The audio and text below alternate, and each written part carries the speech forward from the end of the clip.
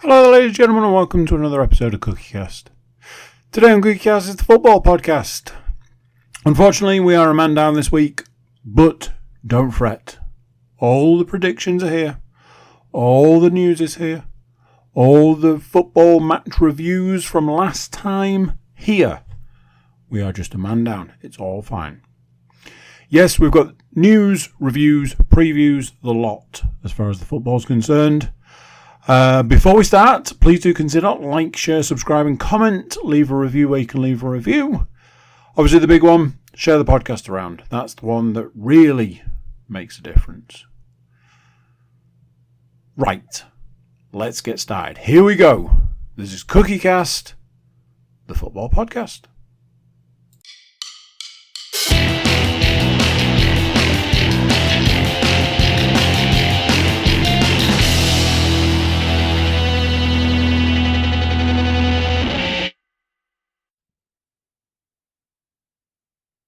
Welcome on in, ladies and gentlemen. And first port of call is apologies from me for last week's miss. Obviously, I wasn't able to do the podcast last week as I was poorly sick. So big thanks to Mr. Stuart Woodmansey for stepping up and taking on the hosting duties. For those of you watching on YouTube, you'll see that we were a man down this week in the same way as we were last week. But sadly, Mr. Moore isn't unwell, but he's just not able to join us this week. So hopefully Mr. Moore will be back with us next week. But we do have the leader of the CookieCast podcast network, Mr. Cook, and the leader of the wrestling, the Getting Over podcast, Mr. Stuart Woodmansey. How are we this week, gentlemen? All good. Hydrated. I mean, it's the perfect thing to be. Obviously, we've got a lot of games to get through this week, as there were 5 games in week 13. We'll start with a game that we can't actually cover in that much depth, as the guy whose team it is isn't here. And shock horror, I didn't do my due diligence and watch this game to be able to discuss the goals. So I'm very sorry. But Arsenal versus Nottingham Forest finished 3-0 to Arsenal, sadly. The goals were scored by Bukayo Saka on the 15th minute, Thomas Partey on the 52nd minute, and the game was wrapped up in the 86th minute by a debut goal, I believe, in the Premier League for Ethan Nwaneri. You'll all be shocked to hear that no one had Nwaneri to score in their predictions, as I believe he is very new to the first team squad. Andy was the most optimistic, as is his will. He had gone for a 2-0 Nottingham Forest win. Sadly, that did not happen. No points either. No goals for Wood or Awoniyi. Wood was a surprise omission from the starting lineup for Nottingham Forest here. Very bit controversial. I'm sure Fantasy Premier League players were not happy. The rest of us all get points, as we all had varying degrees of Arsenal win. I had 2-0. Saka and Martinelli, so I get myself a bonus point for the goal scoring there. Matt had 2-1. Odegaard, Havertz and Elanga. No bonus points for goal scorers there. Stu had 2-1 Arsenal. Havertz and Saka with an Elanga goal for Nottingham Forest. So like me, he gets a bonus point for the goal scorer. So 2 points for me, 2 points for Stu, 1 point for Matt, Andy yet to score. Our second game of the week, speaking of Stu, took us to Luton Town versus Hull City. How did this one pan out in the end, Stuart? On a scale of 1 to 10, 1 being good, 1 being bad, 10 being good, somewhere around, I don't know, -5 maybe. Luton needed to obviously steady the ship themselves after their 5-1 drubbing at the hands of your boys the week before. And enter Tim Wally and his band of merry men and lack of ideas and leadership. But having said that, Hull did okay in the early going, and they did actually have some threat from Kamara, which, having seen what I've seen of him this season, was as big a shock to me as it probably was to the man himself. Sky had noted that despite Hull being the better side early doors, Luton then did take the lead on 33 minutes. It was a corner that was flicked into the area from a Hull defender, allowing Mark McGuinness to half volley his first ever goal for the club, continuing that lovely streak of, if you're doing shit, if you've never scored a goal, come and see us. Hull, after that game, now winless in 8 as it stands, which is a bit annoying. We'll get to that later. Hull hit the post in the second half, but nothing else of note. Absolutely nothing else of note. But it did carry on with that worrying trend of we had more possession, 64 to 36. Shots-wise, we had 14 total shots. Luton had 7.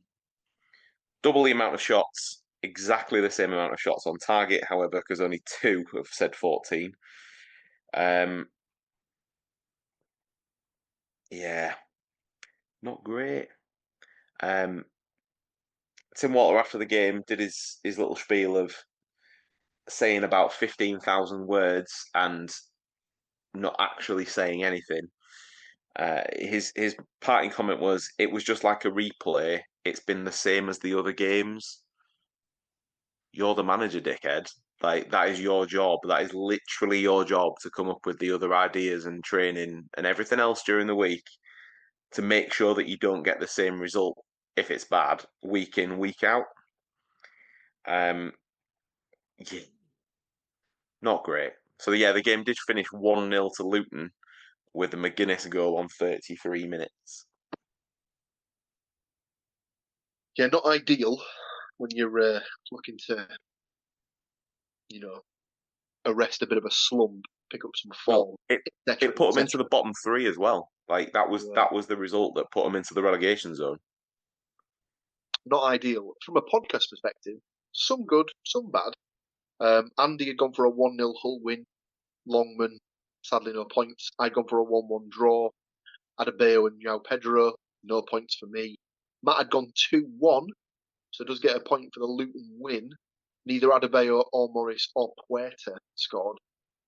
Stu, commiserations, does get 2 points though for a Luton Town 1-0 prediction. Bell did not score, but he did make your club look a bit of one. So there was always that. I would argue that wasn't him. I would argue that was still Tim Walter's doing, but Well, yes. Very, very good point. So that's 2 points for Stu, 1 point for Matt, no points for myself or Mr. Cook. So Andy is still yet to get off the mark. Hopefully he'll get off the mark in our next contest, which saw Oxford United taking on my team, Middlesbrough. And Oxford started this game as much the better team. They even took the lead on the 24th minute with a goal from Lee. Corner from the left-hand side. The centre-half and captain Moore got on the end of it at the back post, played it back across where Lee managed to find himself on the edge of the 6-yard box to finish neatly past Sol Bryn, who was making his league debut for the Borough. Senny Dieng was had to miss the game as he was taken ill. With an illness that apparently appears to be ripping its way through the squad at an alarming rate, which we'll come to in the second game of the week. So 1-0 to Oxford. Borough obviously didn't take that one lying down as they equalised on the 37th minute. A lovely little ball down the right-hand side. Released Ben Doak, who sort of played the ball in front of himself so he could run onto it to get into the box. Tried to cut the ball back. After he'd done so, was absolutely scythed down. One of the worst chances I've ever seen, which only warranted a yellow card according to the referee, which was insane. But that was actually by the captain, so he was a bit lucky to stay on the pitch for me. Ball was given to Latte Laugh, placed it on the spot, stuck the ball low to the keeper's left, 1-1. 1-1 soon became 1-2 as Finazaz got his first of the afternoon. Latte Laugh was played on the left-hand side by Bergzog, who won the ball back.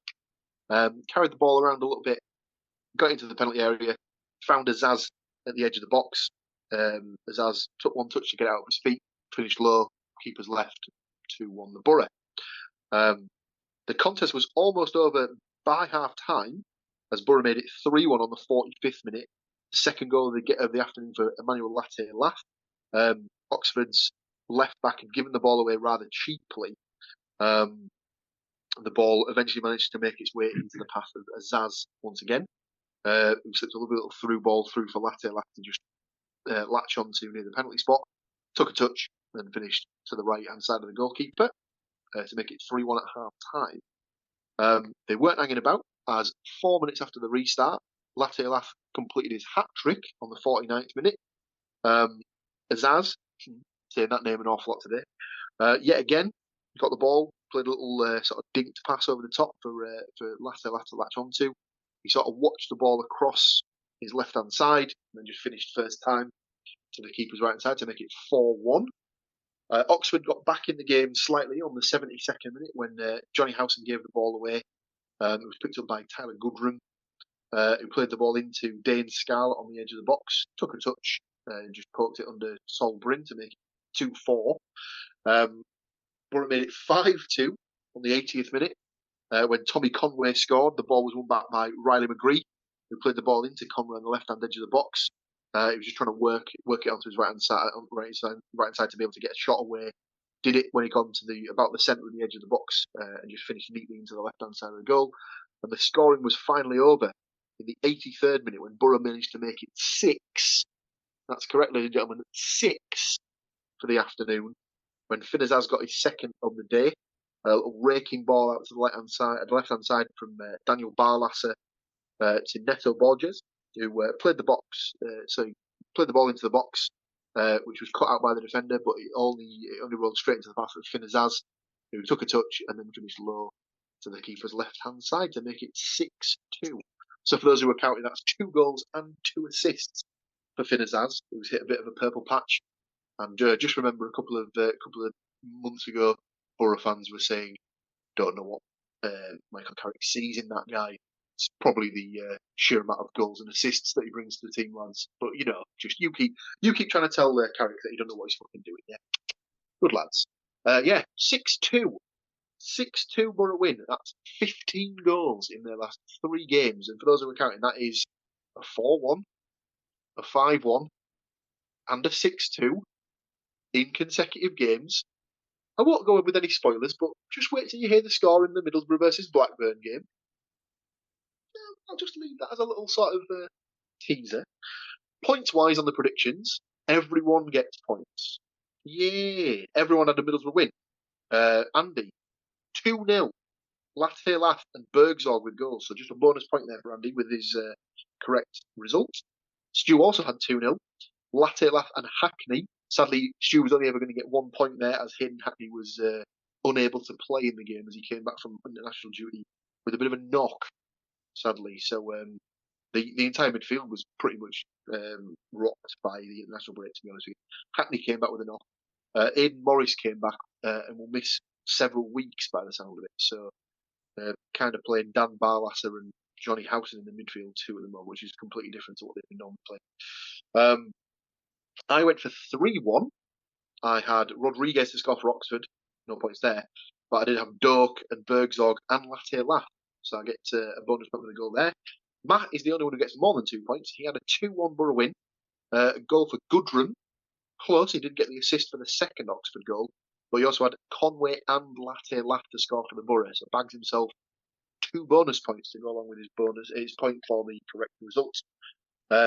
So that means that as we go into the 4th game of the week, Andy's on 2 points, I'm on 4 points, Matt finds himself on 5 points, Stu's currently in the lead with 6 points. Ooh. Will any more points be scored when Hull City took on Sheffield Wednesday? Let's find out. A little bit of a spoiler. Not by Hull City, they won't. Anyway.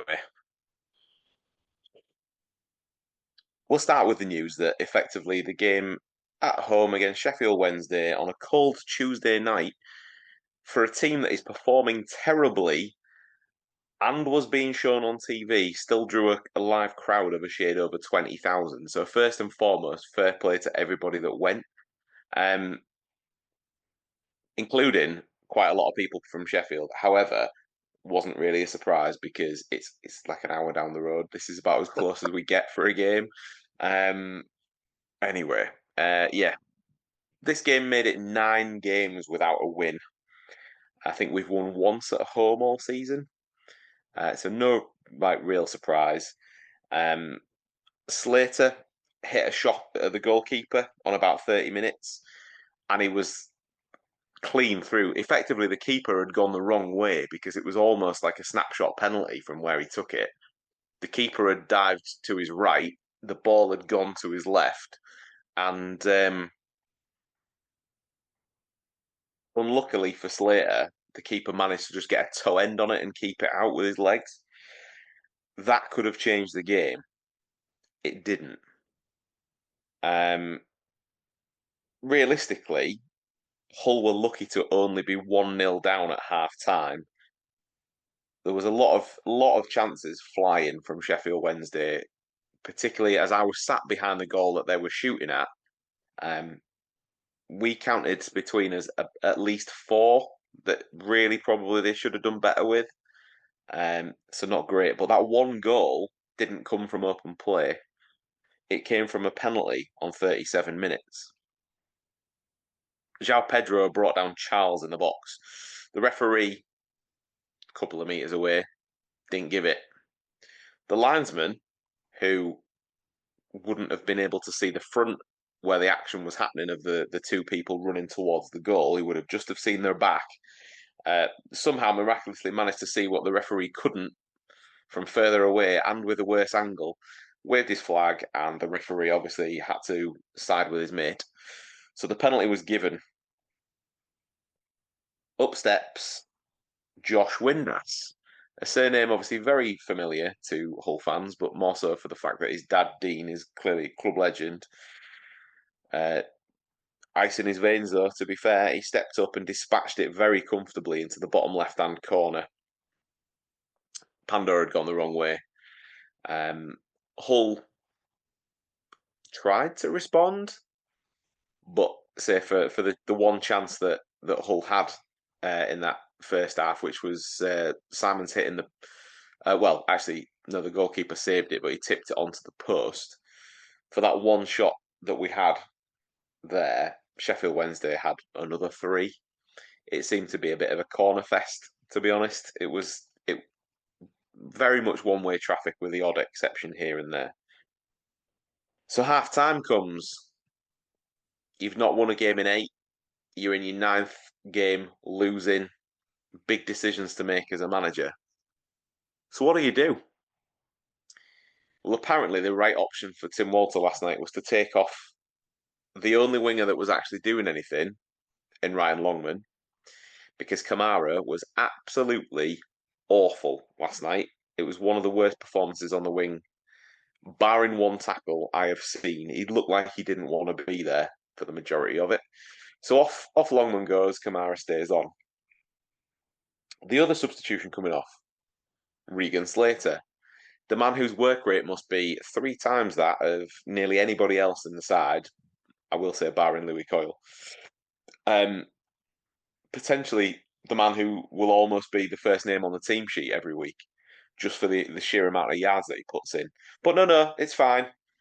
We'll take him off, and we'll replace them with Omer and Malem. So Malem's only just coming back from injury. Probably should have got the last 15 at best. But no, he's going to get a full half here. He's not played football for a month and a half. Omer hasn't looked the same player that he was last season yet. Trying to determine whether that's because the system doesn't suit him, or if because the guy who he spent a lot of time passing the ball backwards and forwards to in Tufan is obviously now no longer with the club. Bit of a strange one. It had no effect, as expected, when we kind of seen the board go up as the second half began. Nothing really happened. There wasn't really much to the second half. But on 78 minutes, Walter effectively lost the plot. We were 1-0 down. We still had reasonable side on the pitch for what we have. But he decided that his move was to take off the best performing centre half of the last 6 or 7 games in Charlie Hughes and go with 3 at the back. Completely disrupted the side.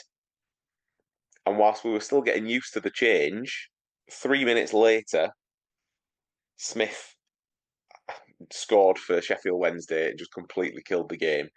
The ball, the goal was basically a crossing that was put back onto the edge of the 6-yard box, and you could see the defence didn't have a clue what they were supposed to be doing with the change in system, as it was stood unmarked on the middle of the 6-yard box, like right on the line. There was just nobody with him. It was an absolute disgrace. It all comes from crappy tactics. They've been drilled with that for the last, since Rossini left, I guess. This was going to be his style of play. This was going to be the attacking football we were promised. It never came about. Again, finished 2-0 to Sheffield Wednesday. Windass scored the penalty on the 37th minute, and Smith scored what effectively was the game-winning goal on the 81st minute. Yeah. Not ideal. Probably to say the least there. Not great from a podcast perspective either, as no one had a Sheffield Wednesday win, so no one gets points for the result. Obviously, everyone that had Hull goal scorers gets no points. Andy had a 1-0 win, so can't get any points. Stuart had a 1-1 draw, João Pedro and Bannon, so no points there. Myself and Matt do get a bonus point because we had picked Windass as our Sheffield Wednesday goal scorer in a 2-1 Hull win. So me and Matt both get a bonus point there. That probably would be where we'd end the whole conversation. But before we get on to the Middlesbrough Blackburn game, some developments today, Mr. Woodmansey. And not before time. Not long before the start of the recording of the podcast, it was confirmed by Hull City that miraculously Tim Walter has been let go from his position as first team coach. Or head coach, should I maybe say. So the statement was put up. Hull City can confirm we have parted company with head coach Tim Walter with immediate effect. Assistant head coaches Julian Hubner and Philip Tapalovic have also left the club. First team coach Andy Dawson will take interim charge whilst the club conducts a thorough recruitment process for a permanent successor. Possibly my favourite bit. Let's copy and paste this, lads, from everywhere else. We would like to thank Tim, Julian and Philip for their efforts during their time at the MKM Stadium and wish them well for the future.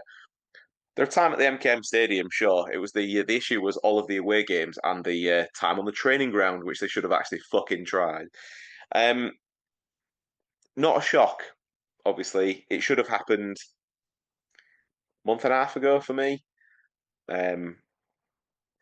Interestingly, last night, during the sort of the formalities at the end of the game, actually, we'll wind that back to the Luton game.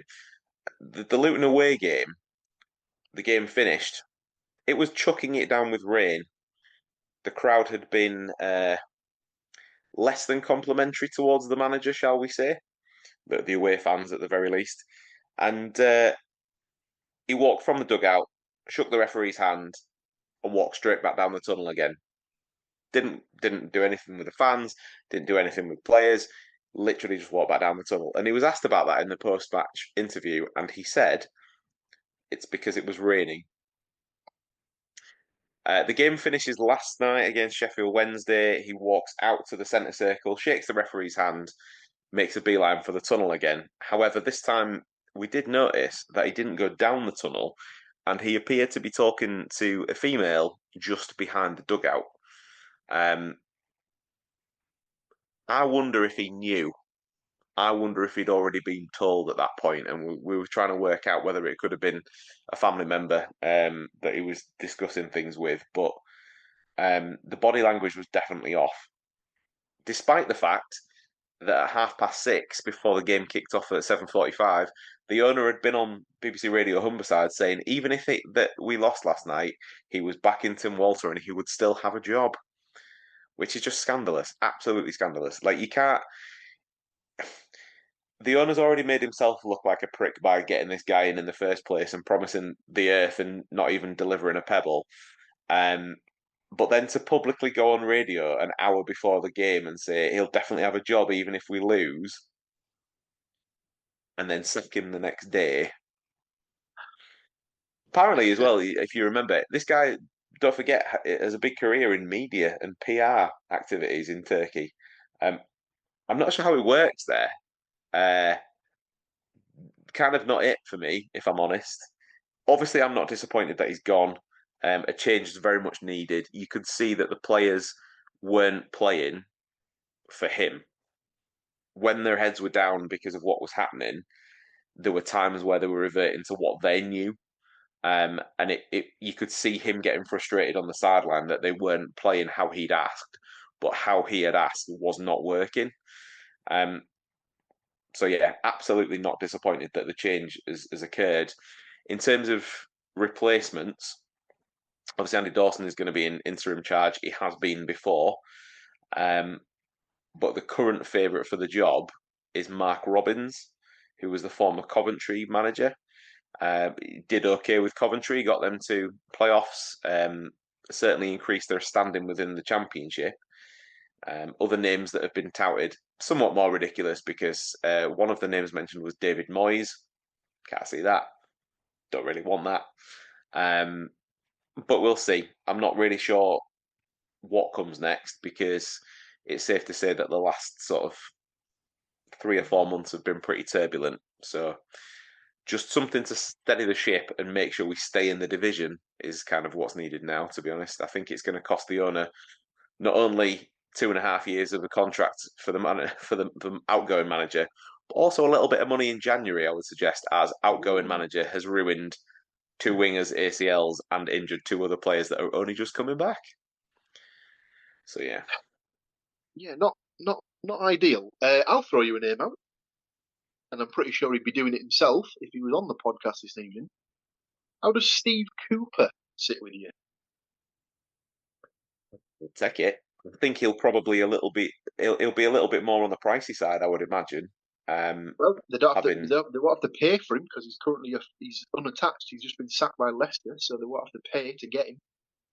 Depends what his wage expectations are. I would have thought. I don't know. I think whilst he would be a choice that I would be okay with, I don't know how different he would be to Mark Robins in the respect of the results that he would get for the price that they pay, if that makes sense. True. Just a thought. It's just because obviously he's just been let go by Leicester. Yeah, no, I'd be all right. I'd be surprised if another Premier League team takes a punt on him, but I wouldn't be surprised if a team in the Championship takes a punt on him.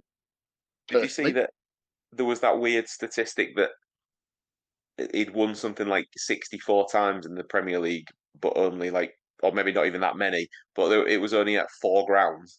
I think it was something like he'd taken charge of 64 matches. That was it. But of the wins he'd got, he'd only won at 4 different grounds. And I think the thing that was ridiculous about it was the fact that he won at St Mary's twice. So that was a bit ridiculous. He is actually second favourite for the job. We've got Robins at 4-1, Cooper at 5-1, Steven Schumacher at 8-1, David Moyes at 12-1. There are some others in there, but I'm not too sure who the others are, if I'm honest. So I wasn't sure who Tim Walter was, and look how that turned out. Schumacher's not that I'll be deciding the manager, but you know what I mean. Well, yeah, Schumacher's not a terrible shout. Obviously, he was the previous manager at Stoke before they made yet another change.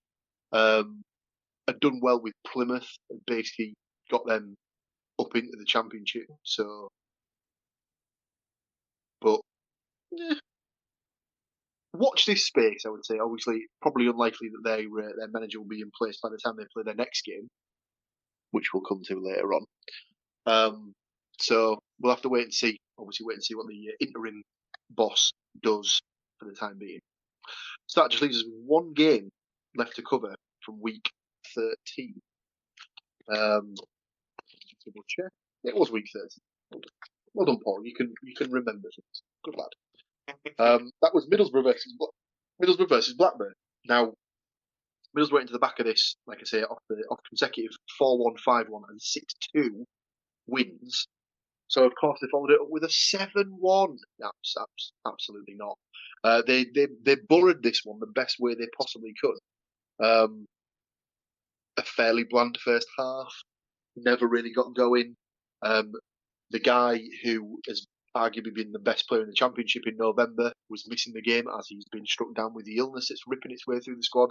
So Finnazaz and Delano Bergzorg both missed the game with this illness to go along with the people that missed the game from Saturday. They were replaced by Riley McGree and Tommy Conway, respectively. Couldn't get going in the first half. Blackburn obviously had come with a game plan to set up, just sort of like sitting deep, maybe trying it on the counter, something like that. McGree himself was probably lucky to not be given a red card in the first half for a challenge he made on the Blackburn forward Ohashi.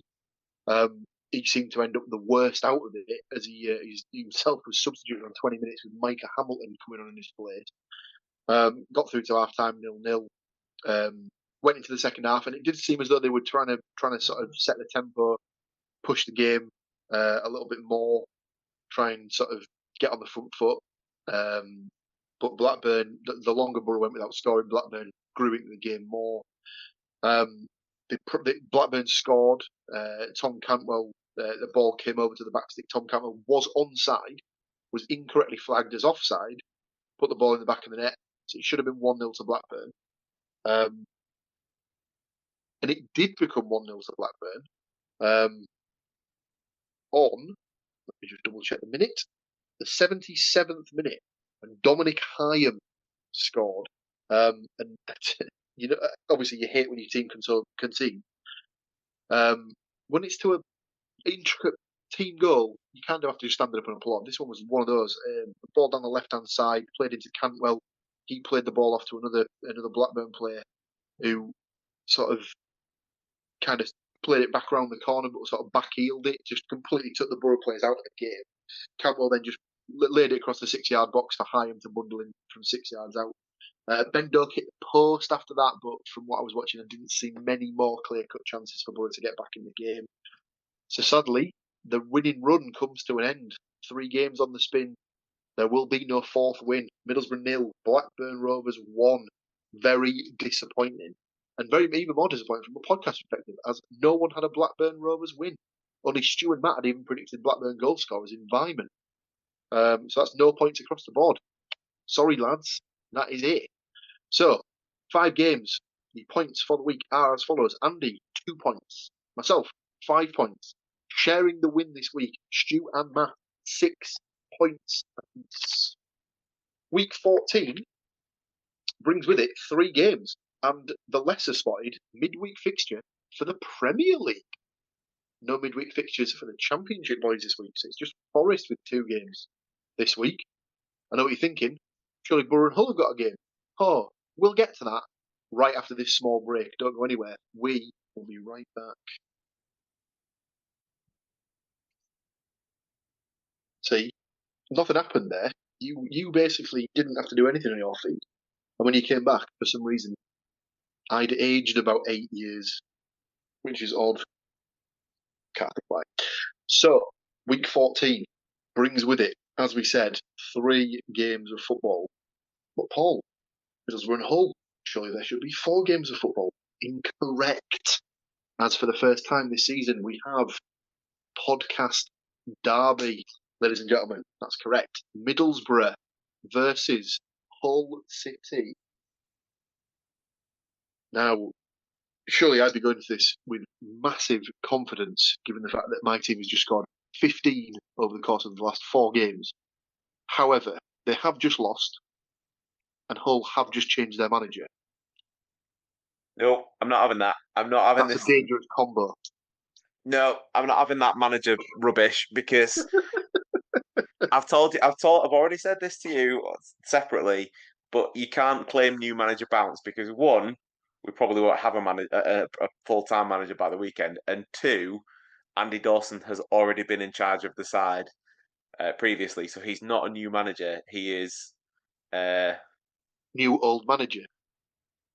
he's like what, the new old caretaker. I'm trying to think of the sort of an equivalent. Like, is he the substitute?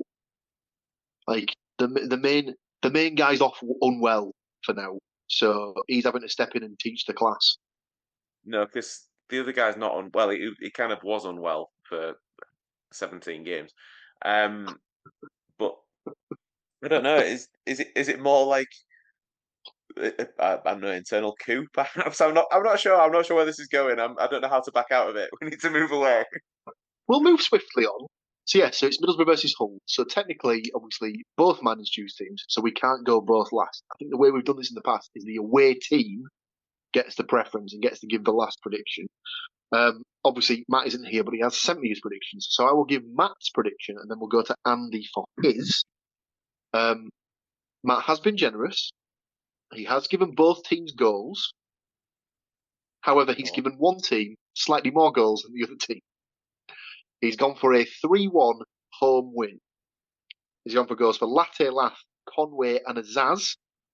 And a consolation, as it were, for João Pedro for Hull. Andy, how many goals do you want me to put in the draw that you've inevitably selected for this game to keep everyone happy in the podcast? Right, you weren't here last week, and I got all of this. I've already filled in the book, Andy, because we don't need you to actually predict yours, because we all know what you put in all of this, and I am offended by the assumption that I put a 1-0 draw.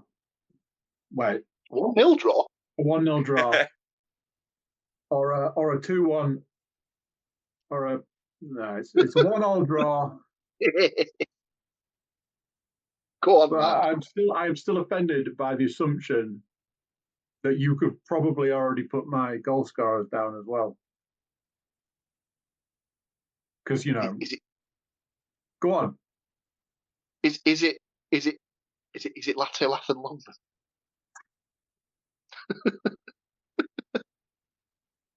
Is it? Yeah. There's a benefit to being predictable. I don't know what it is at the moment, but I'm sure there is a benefit to it. If this podcast is nothing, ladies and gentlemen, it is consistency. I'll say apologies in advance, Stu. Although to be fair, this could be the kiss of death. I've gone for a 3-0 Borough win. I'd like to think we've got a little bit too much for the current state of the whole team. I've gone for a goal each. I've basically gone for exactly the same 3 goal scorers as matched in a slightly different order. So I went for Azaz, Latela, and Conway. The fact I did make that prediction before Walter was sacked, however. So that does. I have got little bits because I'm trying to think of how many times this season we've played a team that's just binned off their coach. This could be the second or third time, but. What are you thinking? What are you seeing as the? Oh, I forgot to mention, of course, this is an early kickoff and it's live on Sky Sports Plus. So I'd already done my predictions before the sacking of the manager as well, and I did think about revising them because obviously Dawson's now gonna be in charge for a couple of days at least worth of training. Defender by trade, you'd like to think he'd be trying to steady the ship somewhat. So I've gone for Middlesbrough 4, Hull City 0. Wow. It's not going to be an overnight fix. I've kept my original prediction basically, is what I was getting at. It's not going to change overnight. Our attacking outlets are still going to be cropped for the rest of the season. We're lumbered with one striker that doesn't move, another one that's older than Louis Coyle. Have that, Paul. He's Turns out he's 75. Well, it turns out he's also older than Barry Bannon as well, because who knew that old bastard was only 34? Oh, God. We were trying to work out last night whether the Sheffield Wednesday midfield had a combined age of over 150 or not, and 98 of them were just Barry Bannon. Anyway, no, I've gone for 4-0. I'm not going to change it. I'll stick with it. I'll go for 2 for Latte, 1 for Azaz, and 1 for Conway.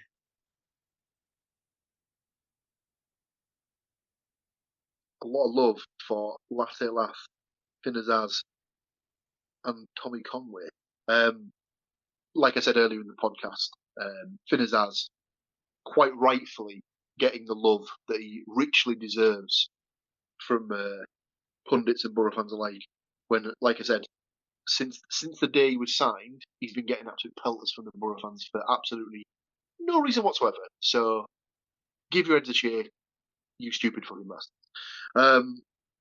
Our next game sees Nottingham Forest taking on Ipswich Town. Now, this one is very much not on Sky Sports Plus, as it is a Saturday 3 p.m. kickoff. I have Matt's prediction in the book, so he will give his last, technically.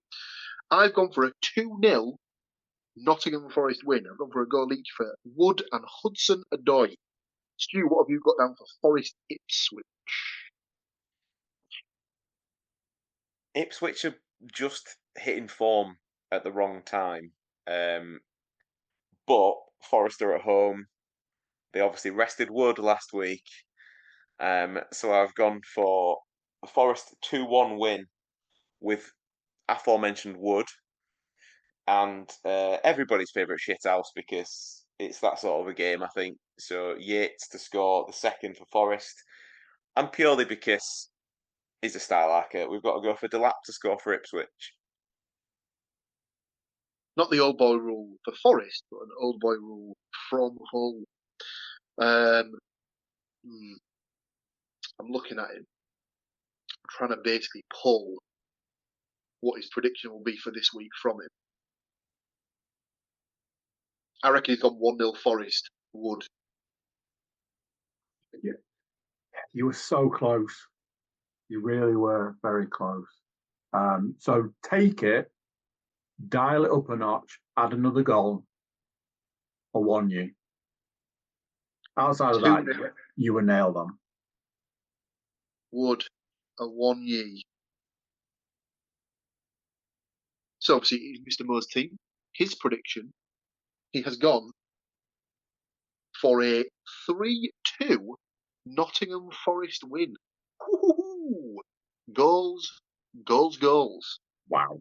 Those goals will be scored by Wood, Gibbs-White, and Elanga, with a goal apiece for Delap and Hutchinson.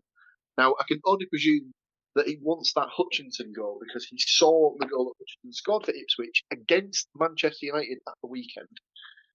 Now, it obviously took a bit of a deflection.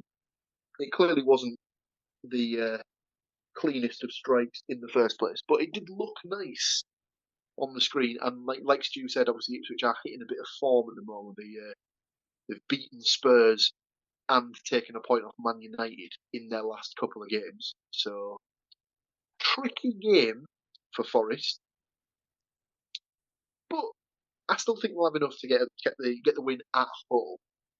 So we move on to our third and final game of the week, and it does involve Nottingham Forest again. As we said, it's the Premier League that's on duty this week in the midweek set of fixtures, and it's a toughie. It's Manchester City versus Nottingham Forest. Yeah, not ideal for Forest to have to go to the home of the champions. Although City are currently on a 6-game skid, which is the sixth of which could possibly be the worst of the lot. I know obviously they lost 4-0 at home to Spurs before that, but they were 3-0 up against Feyenoord in the Champions League and drew 3-3. That is concerning. Oh, and their next fixture's it's away at Anfield. Oh dear. So, Manchester City versus Nottingham Forest, obviously Mr. Moore's team, he will give his prediction last. I will jump in here. I've gone for a 3-1 Manchester City win.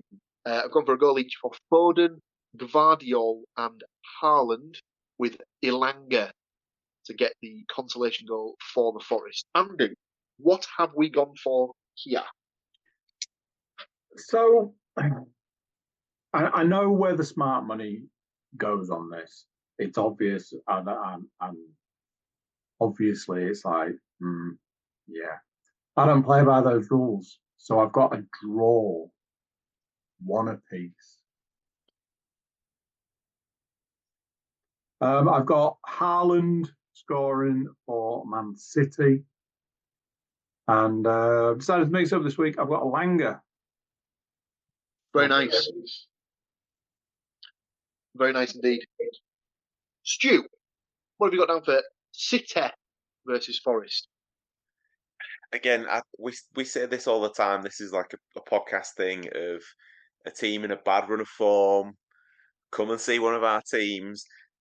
If there was ever a team you didn't want to be in that position, to be in a bad run of form with the likes of Haaland and Rodri and everybody else, it would be that team. So unfortunately, I don't see that their bad streak continuing for Manchester City.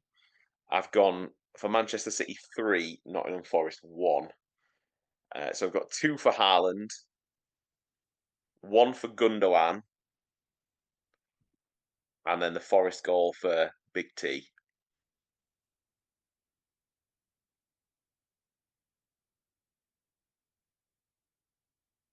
So, Andy's gone 1-1.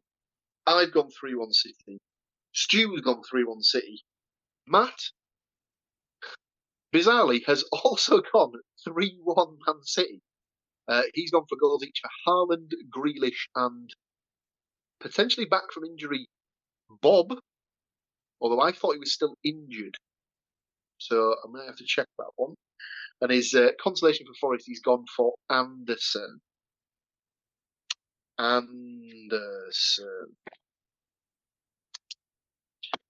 That, ladies and gentlemen, brings us to the end of this week's podcast. No more predictions to go through.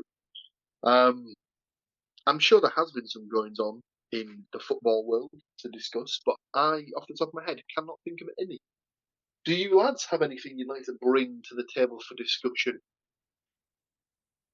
Obviously, I have more than overstayed my welcome this week for the sheer amount of shit that's come out of Hull City. So I have nothing else. I am currently blind to anything at the moment. So I suppose that kind of was the update really from this week, wasn't it? It was the fact that Hull have, well, I say Hull have finally come to their senses.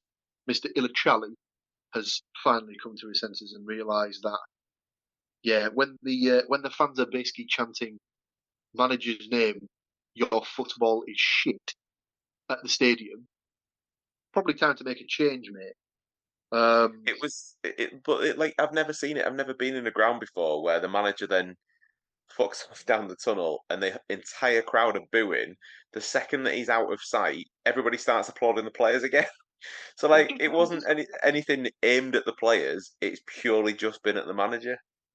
It's just baffling, isn't it? I mean, like the first rule is when you're going through a sticky patch, you have to put your face out there, you have to put your chin out, you have to take a couple of bites, you have to take a couple of strikes, you have to show that you've got, the stones for the fight and stuff like that. You can't just go hiding. So I know he can make the argument that English isn't his first language. Stuff might get lost in translation. Fair enough. There's an awful lot of that. Don't take a job in an English country then, if you're not going to sort of have that as like, if you're going to have that as something to fall back on. I'm not saying he has said that and stuff like that, but so as we've kind of landed back on it just gently before the end, this whole thing what I've had with him about him saying thousands of words but not actually saying anything has been a common theme all the way through, and it's been one of those things where even in his post-match comments last night, he was asked about his position, and he kind of went away from it a little bit, as you'd expect. went all the way around the houses again without really sort of saying what he thought about the performance. And again, the guy who was interviewing came back. He started to go off around the houses again. And the interviewer clearly thought, we've done this dance 100 times by now, mate. I'm just going to go in for it. So he started to ask another question whilst he was still waffling bullshit. And that's the only time I've ever heard any fight come out of his mouth. And he live on the radio, told the guy who was interviewing him to stop interrupting him. And that is the most amount of fight he's shown in his entire time there. He was asked about his job. He decided to say that he had the faith that he would be able to get them out of the position and all the rest of it. But it was just the same rinse and repeat answers he's been given for the last 6 to 8 weeks. Nothing has changed in his interviews, nothing, and more importantly, nothing changed on the pitch. So if he was surprised to be let go today, he needs to give his head a wobble. The other thing that he said that made me smile was the guy asked him how serious he thought his position was, the position of the club was, and his response was, as a football manager, being interviewed about his own team and the game, said, there are more important things in life than football. The interviewer said, whilst that may be true, we are talking about football right now. And he said again, but I am telling you there are more important things than football. Don't let the door hit your ass on the way out is the point from that interview. Yeah, it's not the most sensible approach to trying to keep the job, and sadly it didn't work for old Timmy Dubs. Thanks for the memories. It was an emotional 16 games, 17 games. Yeah, not one that's going to live long in the memory. Shortest tenured Hull manager? No, I don't think so. I'd have to look that up, but I feel like there's been. How many games did Phelan get? I don't know. Off the top of my head, I wouldn't be able to tell you accurately, but I feel like there's definitely shorter ones. So there you go. Thank you, as always, to these two gentlemen for joining me to go through the details of our football teams. Thank you to you, the listeners, the watchers. If you're new around here, if this is your first time either listening to or watching the podcast, maybe think about subscribing to the channel. We have endless amounts of podcasts on the network. I mean, at this point, this is season 6, possibly 7 of the football podcast, and Mr. Cook has a point he would like to make right now. It is season 7 of the football podcast, and we are rapidly approaching our 1,000th podcast. I found out recently. We will have added 5 or 6 this week alone. That's how rapidly we are closing in on 1,000 podcasts. It's the network that constantly gives you more. Obviously, we've got this particular podcast here, the football podcast. We also have a weekly American football podcast that we bring to you every week where we go through the ins and outs of the National Football League. Obviously, this week's we'll be discussing the Thanksgiving week in the NFL. What a lovely time to be around for that.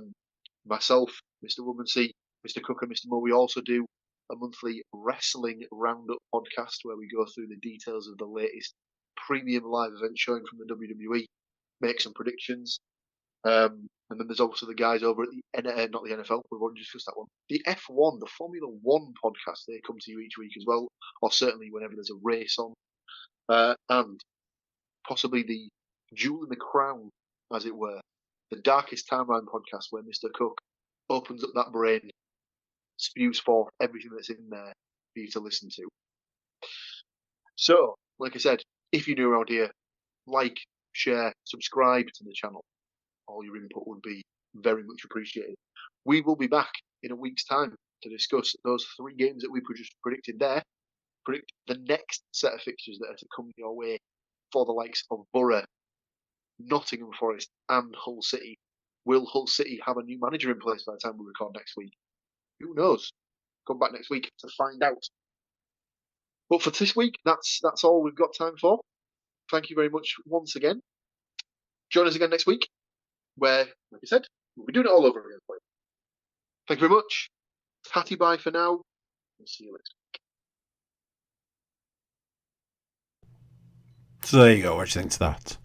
Matthew, you were missed, but hopefully we did you proud. We did the justice. We did everything we needed to. Fingers crossed Matthew will return. I believe it was just the week he was out. So check back in next week. Big thank you for watching. Big thank you for listening. Big thank you for being here. If you want to continue being part of the CookieCast crew, like, share, subscribe and comment. Leave a review where you can leave a review. And check out the website, thecookiecast.com. There we have social media links and an email button. And that way you can get in touch with us. That is it for this one. Until next time, I want to say bye. And I'll see you then. Thank you for listening to these grumpy old men talk about football. If you've enjoyed this episode, please like, share and subscribe.